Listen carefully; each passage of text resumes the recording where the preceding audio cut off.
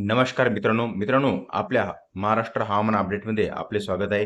राज्यामध्ये मान्सूनची चांगली प्रगती सुरू झाली असून अनेक भागामध्ये पावसाने हजेरी लावली आहे. आता शेतकऱ्यांसाठी ही दिलासादायक बातमी म्हणता येणार आहे. पुढील 3 दिवसामध्ये काही जिल्ह्यामध्ये वादळी वाऱ्यासह पावसाचा इशारा सुद्धा हवामान विभागाने दिला आहे. आता हवामान विभागाच्या अंदाजानुसार 23, 24 आणि 25 जून दरम्यान राज्यातील अनेक भागामध्ये मेघगर्जनेसह पाऊस पडण्याची शक्यता सुद्धा दाखवण्यात आलेली आहे.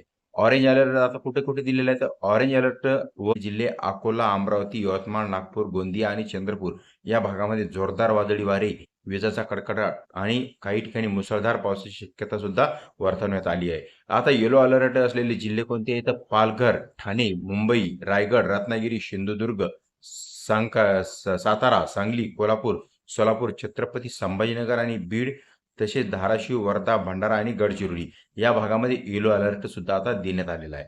या जिल्ह्यामध्ये हलका ते मध्यम स्वरूपाचा पाऊस, विजांचा कडकडाटासह ताशी 30 ते 40 किलोमीटर वेगाने वारे वाहण्याची शक्यता सुद्धा आता वर्तवण्यात आलेली आहे. दरम्यान विदर्भातील काही भागामध्ये अजूनही उष्णतेची लाट कायम आहे. आता उष्णता कोणत्या कोणत्या ठिकाणी, तर ब्रह्मपुरी येथे 43.2 अंश सेल्सिअस, वर्धा 43 अंश सेल्सिअस, नागपूर 42.4 अंश सेल्सिअस आणि अकोला 42 अंश सेल्सिअस तापमानाची नोंद आता झालेली आहे. शेतकरी बांधवांना आता तुमच्यासाठी खूप महत्त्वाची सूचना कोणत्या असणार आहे, तर वादळी वारे आणि विजेच्या वेळी शेतात जाणे टाळावे.